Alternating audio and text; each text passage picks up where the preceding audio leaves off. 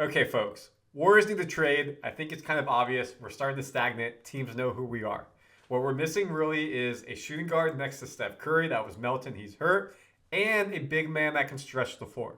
Love TJD, love Looney, but they're not shooting threes, they're not jump shots. It's making it harder for us to score in the paint and spread that floor. So we have a trade idea here we're seeing in the trade mill. One for a center from the Chicago Bulls. Who is it? We're going to break it down for you. He's a great three-point shooter.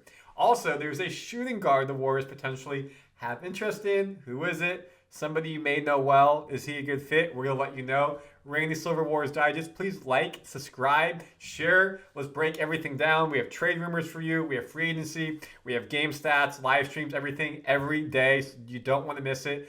Please subscribe, share Warriors Digest. Okay, who's the player? And also, stay warm, folks. It's cold right now. We're getting to the middle of winter. The Lakers and Warriors have expressed interest in Bills center Nikola Vucevic.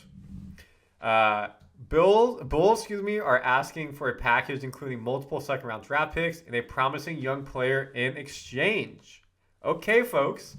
Well, Warriors have some promising young players, and we have draft picks. So let's just first look, what can we offer? Let's go to the trades. Who do we have that's a promising young player? Melton, maybe if they want to get rid of his money, not young player, but boom, he's off the books. GP2, not young player. Moody, who just signed. Jonathan Kuminga, ding, ding, ding, potentially. Podziemski, ding, ding, ding. Look at that salary. But, folks, again, you're going to have to match the salary because we're capped at the first apron. Also, if we look at picks that we have, so let's look at the draft picks. We have a lot of first-round picks, and we have some second-round picks as well. So we could potentially make this work. Look at the right side, folks. So look at that.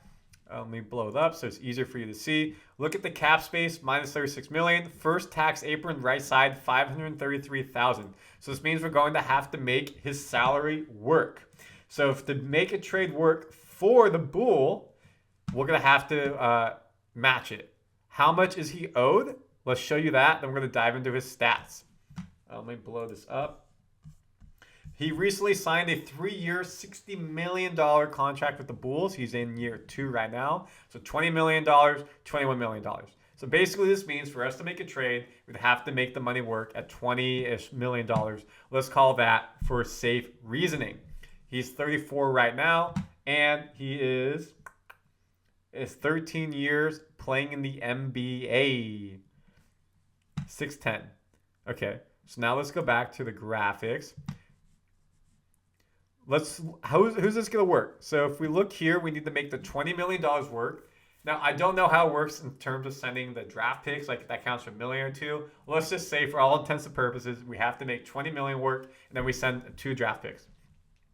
Well, for $20 million, you could do Jonathan Kuminga for $7 million and potentially DeAnthony Melton for $12 million. That puts you basically right there at $20 million. They get Kuminga, they can sign him to build the new core the Bulls are trying to go with, and Melton's off the books for next year. Okay, that's one that works. Actually, let me go back to this one as well, so let me blow it up. So we said Melton and Kuminga. Maybe they want Podziemski. Okay. Well, there's not a lot of people there that can match up to the $20 million. Also, folks, you have to remember we have that open spot at 15. So you have to have at least 14 players on the roster. So if we send away 2, that puts you at 12 players. And then we get one back, we're at 13. So we would have to make that a 3-team trade. 3-team trade potentially, so that way we get a player back. We don't have anybody who could be a like-for-like $20 million for $20 million. So most likely, if you don't think Kuminga's the guy, it's Kuminga $7 million. And then potentially, again, it could be Melton for that $12 million. Maybe if you're going to do players, you can do Gary Payton for $9 million, Podziemski for $3 million. That puts you at basically, let's just call it $13 million, and then Kuminga at $7 million. So now you're getting away 2 players. Maybe Bulls send somebody back, and you make a 3-team trade. And then if you go again to the draft picks, if they want multiple second-round picks, we have some from Atlanta. We have our own. Or maybe it's a first-round pick they want. I don't think you're giving up a first-round pick for a 34-year-old player. Although, if we look at his stats, folks, he's doing pretty good. He's one of the 2 NBA players who are currently averaging 20 points, 10 rebounds, and 2 threes per game while shooting 55% from the floor and 45% from 3. Nikola Vucevic. Not bad whatsoever.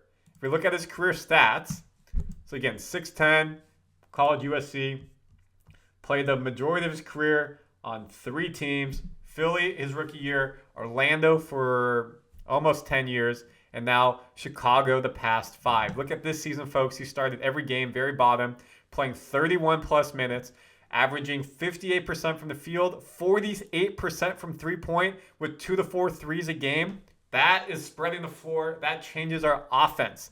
84% from free throw. As a team, we're shooting 70%.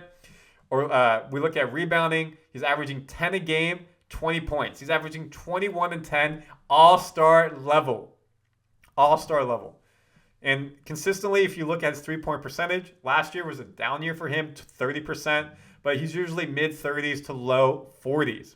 Free throw percentage, 80s consistently. You look at field goal percentage, 40 to 50% consistently. He's having a resurgence type of year. If you look at how many threes he's made, 43 of 51 from the free throw line this season. If I look at threes, 49 of 103, 47%. So if you look consistently at what he's doing, he'd be a good addition to this team. You know, again, maybe you have to give up a center to make this happen. So if we go back to here, maybe you got to give up Trayce Jackson-Davis. But again, the money has to be there. That's hard to work. So then potentially you keep TJD. You look at Looney's contract, $9 million. Then so you have $9 million plus Kuminga, $7 million. That puts you at basically $16 million. And then maybe you throw in you might have to throw in, I don't think you just throw in Podziemski, but a Waters or something, or maybe that's where the draft picks come into play. So I think that's a pretty decent trade the Warriors can make. Comment your thoughts, let me know. I think based off of how he's playing, it makes sense. Now, another name I saw as well is, now this is more of a shooting guard, Kyle Kuzma. If we look at what his cap hit is, he's on a 4-year deal, $90 million. He's owed basically 23, 21, 19. So around the same range. We have to make the money work. So in this case, again, if you're giving up Kuminga, the Wizards are going to want someone probably a bit younger. Kuzma's right in his prime at 7 years in the NBA, 29 years old. How would that money work again? It's going to have to be somebody like Melton. And then maybe a GP2 puts you right there around 21 million. And you get to keep Kuminga, you get to keep Moody, Podziemski. They probably want someone young, even though if you look at, they're getting rid of money. So maybe they want that to go big fishing next offseason. Maybe that works. Then you do Melton, Kuminga, that's 19 million. One more, maybe it's got to be a Podziemski as well. You're getting back Kuzma, and you're going to have to make a multi-team trade because 3 players put you down below the minimum threshold on the bench. If you look at Kuzma's stats, folks, how's he doing this year? Not his best year, especially from 3. He's shooting 27% from 3, his lowest of his career. He's shooting 42% from the field, the lowest of his career. He's averaging 15 points and 6 rebounds, basically, with 2 assists. I would not make this trade. I don't think Kuzma makes the team that much better. I don't think the deal is worth it. But for the Bull, Nikola, I would say let's go ahead and do that. So comment your thoughts. Let me know. Do you think it's a good trade or a bad trade? And, of course, subscribe to the Warriors Digest. We're going to keep you updated on what the Warriors do and everything in between. Go Warriors. I'll see you in the next video. Comment your thoughts.